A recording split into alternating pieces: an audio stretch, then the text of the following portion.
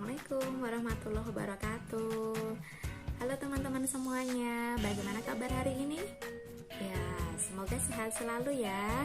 Nah, alhamdulillah pada hari ini Ustazah bisa membersamai kalian dalam pembelajaran jarak jauh.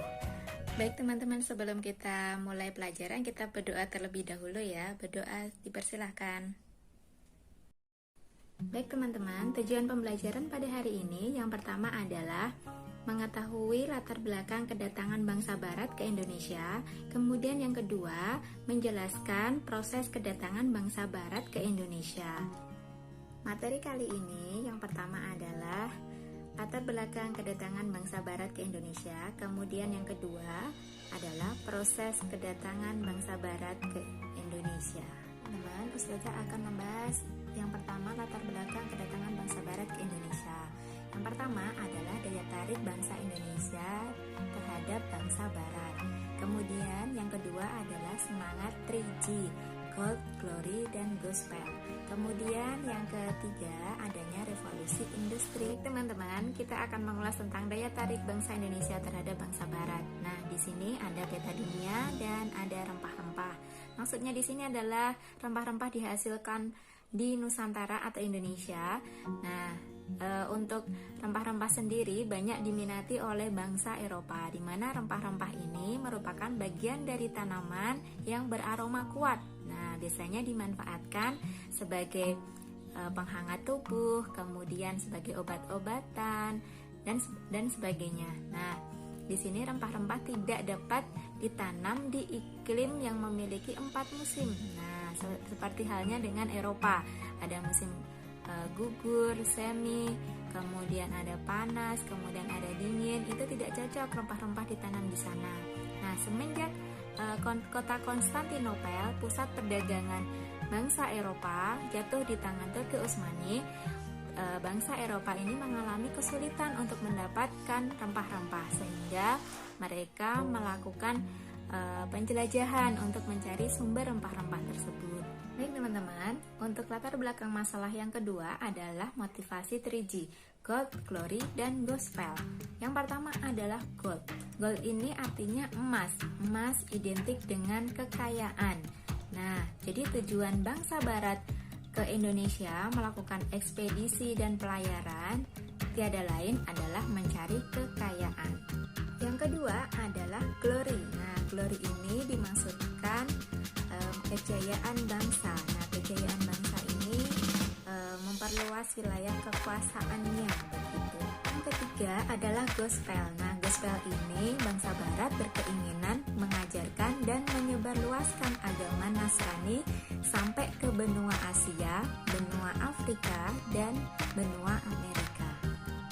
Latar belakang masalah yang ketiga adalah revolusi industri yang merupakan perubahan secara menyeluruh dalam memproduksi barang yang semula menggunakan tenaga manusia beralih menjadi tenaga mesin. Nah, di sini contohnya adalah pengaruh yang paling besar adalah kegiatan transportasi, di mana penemuan mesin uap ini mengakibatkan inovasi terhadap pembuatan perahu yang menggunakan mesin uap tersebut. Nah, selain kemajuan transportasi tersebut, ada juga penemuan kompas dan navigasi yang lainnya. Inilah yang menjadikan atau memicu perjalanan penjelajahan samudra oleh bangsa barat sampai ke Indonesia.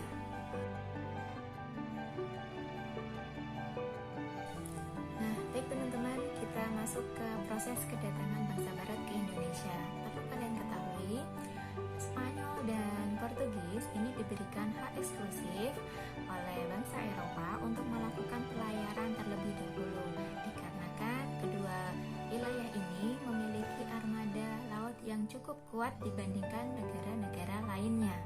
Nah, jadi mereka melakukan pelayaran ini setelah ditandatanganinya perjanjian Tordesillas, di mana isi dari perjanjian Tordesillas tersebut membagi wilayah antara Portugis dan Spanyol, yaitu Portugis sebelah timur, sedangkan Spanyol itu mendapatkan wilayah di sebelah barat. Nah, baik teman-teman, kita selanjutnya ke pelayaran bangsa Portugis. Nah, di sini Ustazah membaginya ada 3 tokoh yang melakukan pelayaran atau penjelajahan.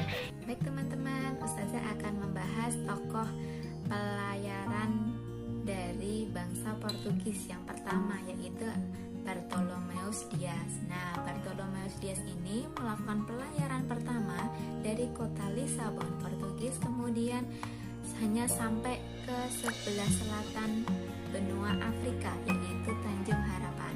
Karena pada saat itu terjadi badai yang sangat hebat. Kemudian dia kembali lagi ke Portugis.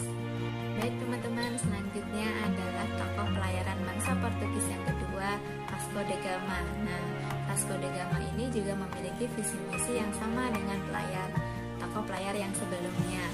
Nah, namun Vasco da Gama ini hanya sampai berlayar sampai ke India saja, tidak bisa melanjutkan ke Indonesia. Nah, pada saat itu terjadi konflik yang hebat di India, kemudian mengakibatkan Vasco da Gama ini terbunuh begitu.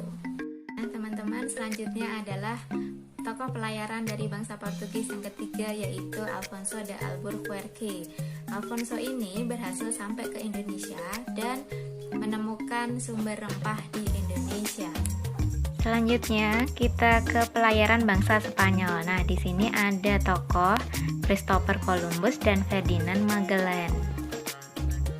Pelayaran bangsa Spanyol ini dimulai dari Christopher Columbus. Nah, tanggal 3 Agustus 1492 mulai melakukan pelayaran mencari rempah-rempah ke arah barat. Selanjutnya pelayaran yang kedua dilakukan oleh Magellan. Dia melakukan pelayaran mulai dari Spanyol, Samudra Atlantik, pantai timur benua Amerika, selat di ujung selatan benua Amerika, kemudian Samudra Pasifik, dan terakhir di Kepulauan Masava, Filipina. Magellan tidak dapat melanjutkan perjalanan karena pada saat itu beliau terbunuh oleh suku yang ada di Filipina. Kemudian dilanjutkan oleh rekannya untuk melakukan pelayaran sampai ke Indonesia. Selanjutnya ekspedisi bangsa Inggris. Ini adalah jalur pelayaran Francis Drake. Nah, jadi Inggris ini melakukan pelayaran sampai ke Indonesia mengikuti alurnya Magellan. Selanjutnya pelayaran bangsa Belanda yang dilakukan oleh Cornelis de Houtman. Tanggal 2 April 1595, kapal dagang Belanda ini bertolak dari Pangkalan Texel, Belanda Utara. Nah, dia sampai berhasil mendarat di Pelabuhan Banten pada tanggal 23 Juni 1596. Terima kasih, tadi kita sudah belajar tentang latar belakang kedatangan bangsa Barat, kemudian proses kedatangan bangsa Barat ke Indonesia. Maka dari itu Ustazah memberikan kesimpulan dari PJJ hari ini. Yang pertama, rempah-rempah menjadi komoditi ekspor unggulan bagi Indonesia. Rempah-rempah banyak digunakan untuk pengawet makanan, obat-obatan, bumbu masakan, pengharum ruangan, dan sebagainya. Yang ketiga, semangat Regi membuat bangsa Eropa berani menempuh jalan berat untuk menemukan sumber rempah-rempah sampai ke Indonesia. Yang keempat, perjanjian Tordesillas merupakan cikal bakal dimulainya penjelajahan bangsa Portugis dan Spanyol. Dan yang kelima, Konstantinopel merupakan pusat perdagangan bangsa Eropa sekaligus kejayaan bangsa Romawi yang berhasil direbut oleh umat Islam masa Turki Utsmani tahun 1453 yang berdampak pada minimnya pasokan rempah-rempah di Eropa. Teman semua, setelah kita mempelajari materi hari ini, Ustazah mengutip salah satu Quran surat Al-Furqan ayat 48-49.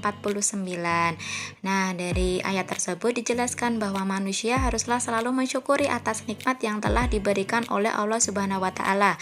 Salah satunya kekayaan SDA tadi ya, yaitu rempah-rempah. Tentunya nikmat tersebut senantiasa kita jaga, kita rawat, dan kita lestarikan agar kelak nanti anak cucu kita masih dapat menikmati atas apa yang telah diberikannya. Kita juga harus memiliki semangat baja dan cita-cita yang tinggi untuk mencapai keberhasilan. Akhiri dulu PJJ hari ini, sampai ketemu di pertemuan yang akan datang. Akhir kata, wassalamualaikum warahmatullahi wabarakatuh. Jaga kesehatan selalu ya.